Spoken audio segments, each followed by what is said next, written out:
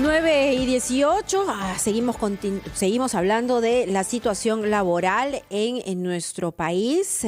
Faltan puestos de trabajo. Frente a ello, hay un decreto pues que ha de alguna manera restringido la tercerización. Hay muchas empresas que pronostican que esto va a hacer que se pierdan más puestos de trabajo aún. Sin embargo, el espíritu de este decreto es que se eviten los abusos. Vamos a conversar con dos especialistas: Ernesto Aguinaga, abogado, profesor de Derecho Laboralista en la Universidad Católica, y también con Claudia Sicoli, economista y directora de carreras de economía de la UPC. Muy buenos días a ambos. Buenos días. Muy buenos días. Buenos días. Muy buenos días. Empecemos con Claudia Sicoli. ¿Cuál es su posición respecto a ello? ¿Usted también pronostica que se vayan a perder puestos de trabajo?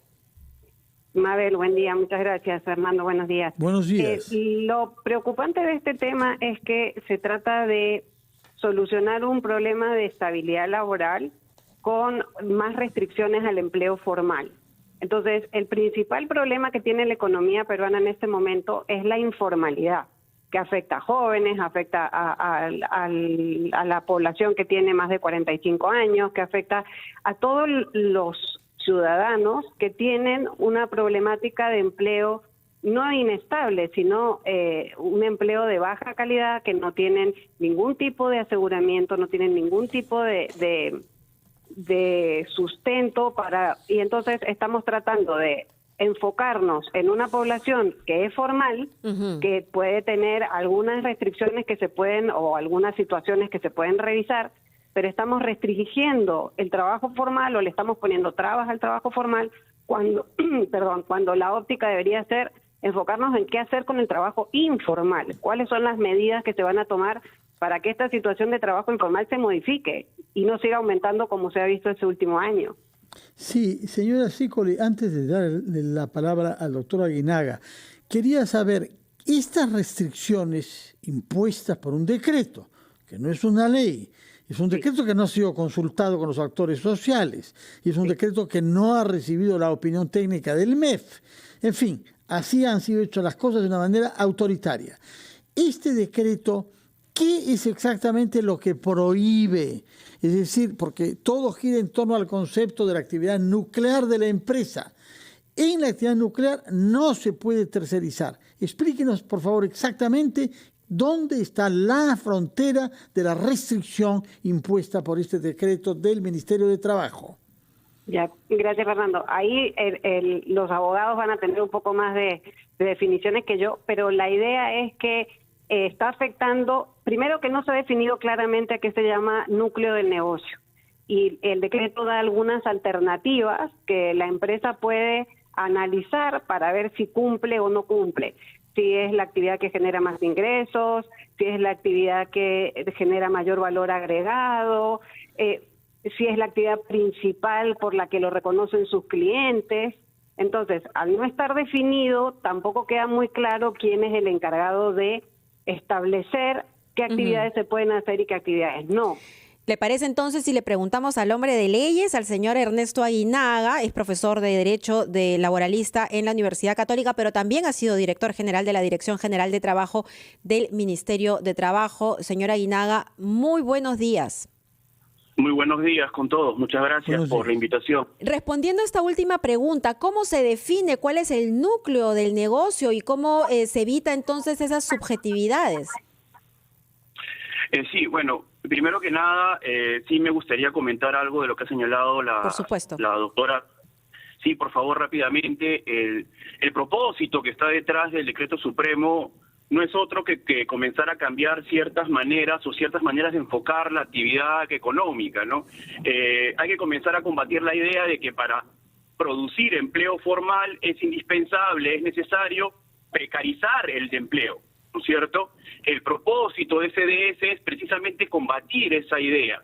Es decir, para que se genere empleo tenemos que buscar que se genere empleo de calidad. Ya no podemos seguir con la lógica de que para que se genere empleo formal, lo que tenemos que hacer es precarizar o tenemos que eliminar las normas propias del derecho del trabajo, que lo que persiguen es proteger el empleo. Ahora, perdóname sobre ese punto, ¿por qué precarizar? Porque las empresas tercerizadoras pueden dar también empleo seguro a sus trabajadores. Hablemos de un caso que se ha citado, minería, que a eso apunta mucho de esta ley, seamos sinceros. En algunas empresas mineras se necesita hacer túneles, 1 mes o 2 meses. ¿Qué lógica tiene que la empresa minera tenga que contratar en su planilla de una manera permanente a alguien que va a trabajar solo 1 mes? Entonces terceriza, pero esa empresa con la que terceriza sí tiene empleados que trabajan en uno u otro centro minero, todos con estabilidad laboral. ¿Dónde está entonces la precarización que usted teme, si fuera el caso, con toda razón? Sí, mire, muy buena pregunta y muchas gracias por haberlo planteado en el caso del sector minero. Cuando estuvimos en el Ministerio de Trabajo, nosotros teníamos la información disponible de la planilla electrónica del Ministerio de Trabajo y ahí claramente se podía apreciar los problemas de precariedad laboral de los que estoy mencionando a raíz de la tercerización. Por poner un ejemplo, los trabajadores que están contratados directamente por las empresas que tienen la concesión, esto es, las principales, en promedio tienen una remuneración de 6.000 soles mensuales. Los trabajadores que están contratados por contratas, en promedio, tienen una remuneración de 2.000 soles. Pero eso no es todo. Los trabajadores de las contratas, de las empresas que tienen la concesión, alrededor del 60% está contratado a plazo indefinido. En cambio, los trabajadores de las contratas, el 11%, solamente el 11% está contratado a plazo indefinido. Ahí, en las contratas, se les contrata a plazo temporal. Tiene la contratación por acción determinada. Los niveles de sindicalización en las empresas que son las titulares de la concesión, el nivel de sindicalización sube hasta el 32%. En cambio, en el caso de las contratas, el nivel de sindicalización baja al 11%. Señora Sicoli, me parece que le corresponde a usted contestar a su colega, por favor. Bueno, yo en ese sentido estoy... repito, el tema de tal como decía Fernando, el tema de las empresas tercerizadas son contratos que se hacen entre privados, donde se llegan a condiciones de acuerdo de salario, de contratación, y efectivamente en muchos casos son contrataciones temporales, pero son contrataciones formales. Estamos hablando, el doctor dice que tienen un promedio de 2.000 soles. El promedio de la población formal que está actualmente trabajando en condiciones adecuadas, su promedio de salario es 1.500 soles, o sea que igual están por encima del promedio y tienen acceso y conocen cuáles son las condiciones de trabajo que se pactan con la empresa principal. Los trabajadores informales no tienen ninguna posibilidad, no tienen ningún contrato, no tienen ninguna información respecto de cómo va a ser su empleo, no tienen ninguna idea de cómo va a ser el tema de continuidad. Entonces, en función de querer mejorar la continuidad o la permanencia de una determinada empresa en el trabajo, de un determinado empleador en un contrato, estamos poniendo énfasis en hacer más complicado el trabajo formal. Y entonces estamos incentivando al trabajo informal, que es lo que se debería desincentivar. Se pueden controlar las condiciones, o en todo caso, analizar cuáles son las condiciones de los contratos, y si no están siendo firmados o consolidados de una manera adecuada, se va contra eso, y para eso está la SUNAFIL, por ejemplo, que puede hacer sus análisis y hacer sus supervisiones. Pero de nuevo, el foco debe estar en cómo mejoramos las condiciones y mejoramos los incentivos para que haya más empleo formal y adecuado en más de 10 millones de peruanos que en este momento no tienen acceso al empleo formal. Le regresamos entonces al doctor Aguinaga, porque un punto a favor del argumento del señor Aguinaga es que la Organización Internacional del Trabajo está a favor de que efectivamente se regularice esta tercerización laboral, pero por otro lado también se necesitan esos incentivos para pasar de la informalidad a la formalidad, doctor Aguinaga. Sí, claro, pero volvemos a lo que yo señalaba al comienzo, ¿no? Lo que plantea, ¿no es cierto?, la doctora es que los incentivos tienen que ir por el lado de la precarización del empleo. ¿no es cierto?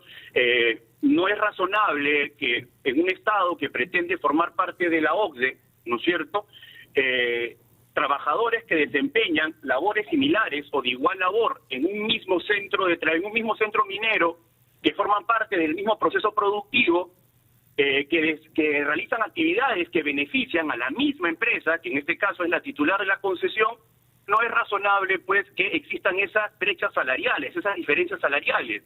Como le dije, de acuerdo con la información que se desprende de la planilla electrónica, el trabajador de la concesión, el que está directamente contratado por la empresa que tiene la concesión, gana en promedio 100.000 soles. Ahora, ¿cómo puede ser posible esto, puesto que la restricción tiene que ver con las actividades que pertenecen al núcleo de la actividad empresarial? No se puede contratar a otro para que haga lo mismo que ya está siendo hecho por quien está en la empresa. De manera que yo no entiendo cómo es posible eso. Me parece que más bien este es un problema de sus ex colegas de SUNAFIL, porque usted nos ha dicho que ha trabajado en el Ministerio de Trabajo. Depende de ellos que no se cometan abusos. Abusos, señora Aguinaga, hay bajo todos los regímenes laborales posibles, en el capitalismo y en el comunismo. De manera que no es porque haya un régimen u otro que vamos a poder preservarnos de eso, sino porque haya control, y el control lo ejerce el Ministerio de Trabajo a través de SUNAFIL. Sí, el problema era normativo, no era de control. Recuerde usted que esta norma ha entrado salió publicada recién en febrero de este año. Uh-huh. Hasta antes de la publicación de esta norma, el decreto supremo anterior permitía que se tercerice absolutamente todo, cualquier etapa del proceso productivo, y las consecuencias de esto eran precisamente lo que estoy señalando, ¿no es cierto? Entonces, ¿qué es lo que hace el decreto supremo, el 001? Lo que dice es, un momentito, vamos a racionalizarlo, vamos a hacer una tercerización razonable, y al menos los trabajadores que desempeñen las actividades nucleares, al menos ellos van a tener que tener exactamente las mismas condiciones salariales, las mismas condiciones remunerativas, las mismas condiciones laborales.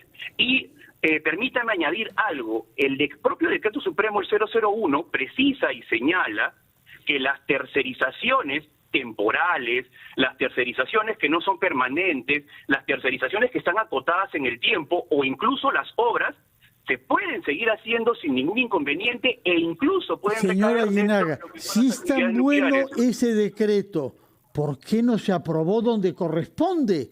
¿En el Congreso o en el Consejo Nacional del Trabajo? ¿Por qué se tuvo que hacer entre gallos y medianoche vía decreto de un ministerio?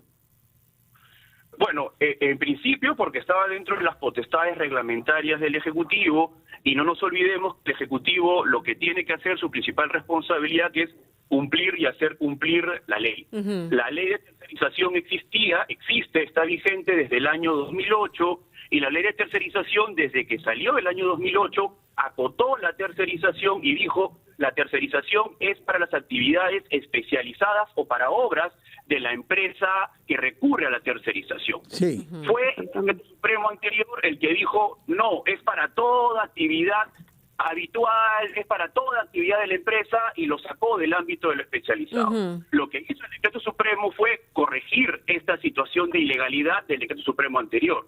Entonces, en realidad, el Ejecutivo lo que hizo con este Decreto Supremo fue cumplir a cabalidad con sus funciones constitucionales. Sí, bueno, solamente terminar diciendo que usted ha dicho que no es un tema de control, y sí hay un problema con el control, hay un problema con SUNAFIL que no se da abasto, y hasta el mismo SUNAFIL tiene que tercerizar porque tiene contratos CAS también. Entonces, ahí hay un problema que no solamente es de los privados, sino también del Estado. Y habría que preguntar por qué es que finalmente se termina tercerizando, y qué se hace para poder tener más trabajo, número uno, trabajo de calidad, y avanzar hacia la formalidad. Queremos agradecer a ambos. Ha sido un debate interesante. Muchísimas gracias al doctor Aguinaga y también a Claudia Sicoli. Muchas gracias. Son las 9:33.